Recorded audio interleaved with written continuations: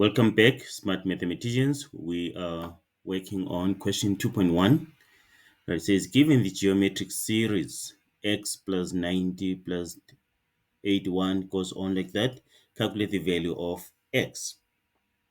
Right, what do we know about geometric series? They have a common ratio. So we say the ratio r is equal to term 2 divided by term 1 is equal to term 3 divided by term 2. Okay, right. So we have our terms here, term 1, term 2, term 3. Right, so it means therefore 90 divided by x is equal to 81 divided by 90. So here we can then solve for x. What do?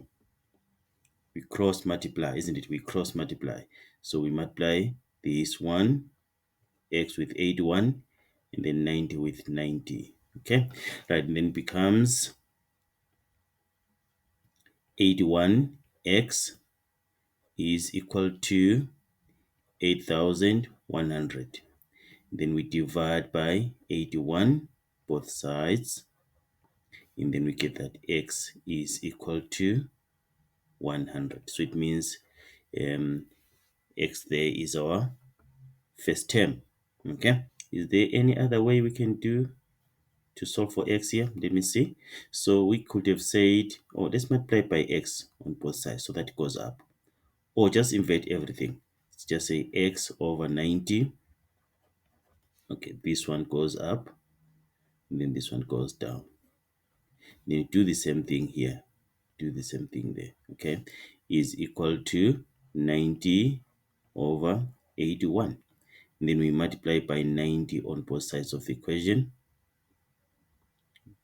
Okay, say x is equal to 90 over 81 times 90. You see that? Which is x is equal to 8,100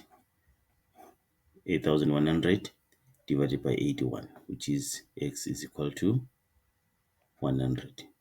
See that? Okay, that's what we could have done there to solve for x.